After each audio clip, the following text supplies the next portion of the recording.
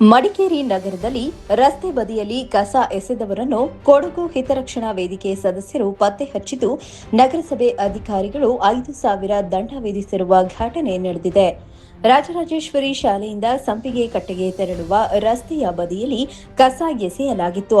ಕಸವನ್ನು ಪರಿಶೀಲಿಸಿದ ಕೊಡಗು ಹಿತರಕ್ಷಣಾ ವೇದಿಕೆ ಅಧ್ಯಕ್ಷ ರವಿಗೌಡ ಹಾಗೂ ಬಾಲಕೃಷ್ಣ ನಾಯಕ್ ಅವರಿಗೆ ಕಸದ ರಾಶಿಯಲ್ಲಿ ಶಮೀವುಲ್ಲಾ ಎಂಬ ಹೆಸರಿನ ದಾಖಲೆಗಳು ಪತ್ತೆಯಾಗಿವೆ. ಈ ಬಗ್ಗೆ ಕೂಡಲೇ ನಗರಸಭೆ ಅಧಿಕಾರಿಗಳ ಗಮನಕ್ಕೆ ತರಲಾಗಿದೆ.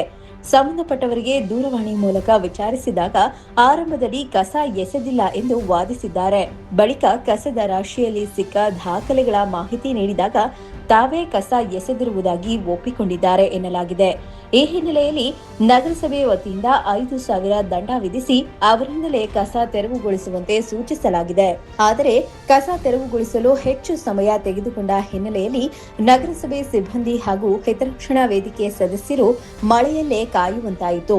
ಇನ್ನು ಸಾರ್ವಜನಿಕರು ಎಲ್ಲೆಂದರಲ್ಲಿ ಕಸ ಎಸೆಯದೆ ನಗರ ಸ್ವಚ್ಛತೆ ಕಾಪಾಡಲು ಸಹಕರಿಸಬೇಕೆಂದು ಕೊಡಗು ಹಿತರಕ್ಷಣಾ ವೇದಿಕೆ ಮನವಿ ಮಾಡಿದೆ.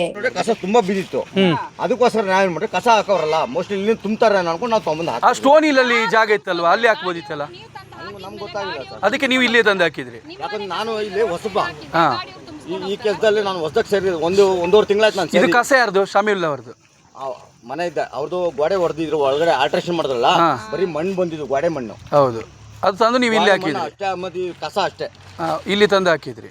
ಅದು ಬಂದು ನಾವು ಹಾಕಿದ್ರಿ ಅಷ್ಟೇ. ಅಷ್ಟೇ. ಈಗ ಫೈನ್ ಕಟ್ಟಿದ್ರಿ. ಈಗ ಫೈನ್ ಕಟ್ಟಿದ್ರಲ್ಲ.